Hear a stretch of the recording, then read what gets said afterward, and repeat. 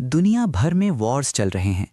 कहीं missiles launch हो रही हैं, कहीं ड्रोन्स डिस्ट्रॉय हो रहे हैं और कहीं बिलियंस ऑफ डॉलर्स सिर्फ मिलिट्री ऑपरेशंस में खर्च हो रहे हैं। लेकिन एक कंट्री है जो क्वाइटली साइड में खड़ी है। ना उसने मिसाइल्स लॉन्च किए, ना डायरेक्टली बैटलफील्ड में सोल्जर्स भेजे। फिर भी कई जियोपॉलिटिकल एनालिस्ट्स बोल रहे हैं कि इन ग्लोबल टेंशन्स का सबसे बड़ा स्ट्रेटेजिक एडवांटेज शायद चाइना को मिल रहा है। हाँ, चाइना। अब सवाल यह है कैसे कैसे एक कंट्री जो वॉर में डायरेक्टली इन्वॉल्व्ड नहीं है, वो भी ग्लोबल पावर रेस में आगे बढ़ सकती है। चलिए इस जियोपॉलिटिकल पजल को स्टेप बाय स्टेप समझते हैं। इंट्रो। हेलो एवरीवन, मैं काव्या हूं और आप देख रहे हैं द अवेयर माइंड। यहां हम जियोपॉलिटिक्स और वर्ल्ड अफेयर्स को सिंपल और लॉजिकल वे में समझने की कोशिश करते हैं। और आज जो स्टोरी है वो सिर्फ वॉर्स की स्टोरी नहीं है। ये स्टोरी है global power competition, technology dominance और फ्यूचर वर्ल्ड ऑर्डर की। Part 1, global power competition. आज की दुनिया में सिर्फ कंट्रीज कंपीट नहीं कर रही, बल्कि एंटायर सिस्टम्स कंपीट कर रहे हैं। Economic systems, technology ecosystems, military alliances, सब एक ग्लोबल चेसबोर्ड का पार्ट बन चुके हैं। और इस चेसबोर्ड पर सबसे बड़ा कंपटीशन है यूनाइटेड स्टेट्स वर्सेस चाइना। एक तरफ यूएस है जो डेकेड से वर्ल्ड की लीडिंग सुपर पावर है, और दूसरी तरफ चाइना है जो रैपिडली राइज कर रहा है। पार्ट 2, चाइना का इकोनॉमिक राइज। सिर्फ 40 साल पहले चाइना एक डेवलपिंग इकोनॉमी था, लेकिन इकोनॉमिक रिफॉर्म्स के बाद चाइना दुनिया की मैन्युफैक्चरिंग पावर हाउस बन गया। आज चाइना दुनिया का लार्जेस्ट एक्सपोर्टर है। वर्ल्ड ट्रेड का ह्यूज पोर्शन चाइनीज फैक्ट्रीज से निकलता है। स्मार्टफोन्स से लेकर सोलर पैनल्स तक बहुत सारे प्रोडक्ट्स का ग्लोबल सप्लाई चेन चाइना से कनेक्टेड है। Part 3, military modernisation. Economic growth के साथ साथ चाइना ने अपनी मिलिट्री पावर को भी रैपिडली अपग्रेड किया है। पीपल्स लिबरेशन आर्मी, जो चाइना की मिलिट्री फोर्स है, उसमें मैसिव मॉडर्नाइजेशन चल रहा है। चाइना ने स्टेल्थ फाइटर जेट्स डेवलप किए, हाइपरसोनिक मिसाइल्स टेस्ट किए, एयरक्राफ्ट कैरियर्स गिल्ड किए और साइबर वॉरफेयर कैपेबिलिटीज एक्सपैंड की। इसका गोल सिंपल है, एशिया पैसिफिक रीजन में मिलिट्री इन्फ्लुएंस बढ़ाना। पार्ट 4, साउथ चाइना सी स्ट्रैटेजी। एशिया में एक और रीजन है जो जियोपॉलिटिक्स का मेजर फ्लैश पॉइंट बन चुका है, और वो है साउथ चाइना सी।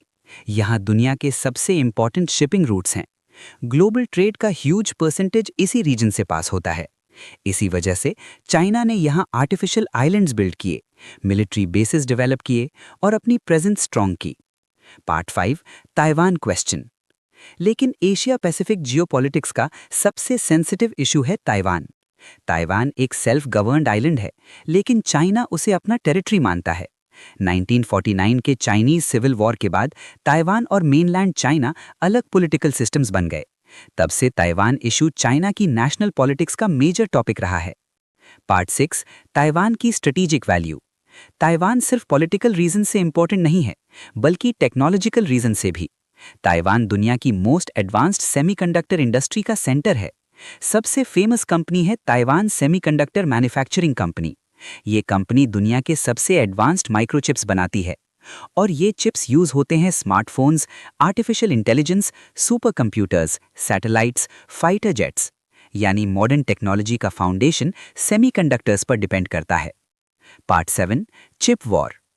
इसी वजह से सेमीकंडक्टर्स को आजकल कहा जाता है the new oil of the digital economy, और इसी रीजन से टेक्नोलॉजी राइवलरी और इंटेंस हो गई है। एग्जाम्पल के लिए एनवीडिया, इंटेल, ये कंपनीज ग्लोबल चिप इकोसिस्टम में ह्यूज रोल प्ले करती हैं, और गवर्नमेंट्स भी सेमीकंडक्टर सप्लाई चेन को स्ट्रेटेजिक एसेट मानती हैं। Part 8, Taiwan support. ताइवान की सिक्योरिटी में United States important role play करता है। यूएस का एक लॉ है ताइवान रिलेशंस एक्ट, जो अमेरिका को ताइवान की डिफेंस कैपेबिलिटी सपोर्ट करने की परमिशन देता है। इसी वजह से ताइवान स्ट्रेट एशिया का सबसे सेंसिटिव जियोपॉलिटिकल हॉटस्पॉट बन चुका है। Part 9, global supply chains. Globalisation की वजह से दुनिया की इकोनॉमीज एक दूसरे से कनेक्टेड हो चुकी हैं।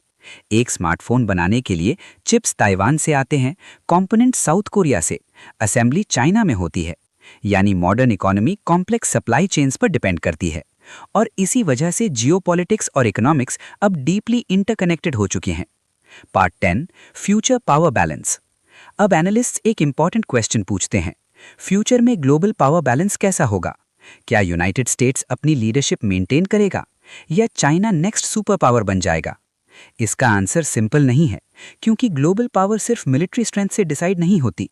इसमें रोल होता है इकोनॉमी, टेक्नोलॉजी, अलायंसेस, डिप्लोमेसी। तो अगर हम पूरी पिक्चर को देखें, दुनिया में कॉन्फ्लिक्ट्स बढ़ रहे हैं, ग्लोबल कंपटीशन इंटेंस हो रहा है और मेजर पावर्स फ्यूचर डोमिनेंस के लिए compete कर रही हैं। इसी एनवायरनमेंट में चाइना अपनी इकोनॉमी, टेक्नोलॉजी और मिलिट्री मॉडर्नाइजेशन को एग्रेसिवली एक्सपैंड कर रहा है। इसीलिए कुछ एक्सपर्ट्स कहते हैं, कभी-कभी जियोपॉलिटिक्स में सबसे पावरफुल मूव वो होता है जब आप डायरेक्टली बैटलफील्ड में नहीं होते। तो आप क्या सोचते हो? क्या फ्यूचर में ताइवान क्राइसिस एस्केलेट हो सकता है? क्या ग्लोबल पावर बैलेंस चेंज होने वाला है? और क्या चाइना नेक्स्ट सुपर पावर बनने की डायरेक्शन में फास्टेस्ट ग्रो कर रहा है? कमेंट में ज़रूर बताओ। और अगर आपको जियोपॉलिटिक्स को सिंपल लैंग्वेज में समझना पसंद है, तो चैनल को सब्सक्राइब करना मत भूलना।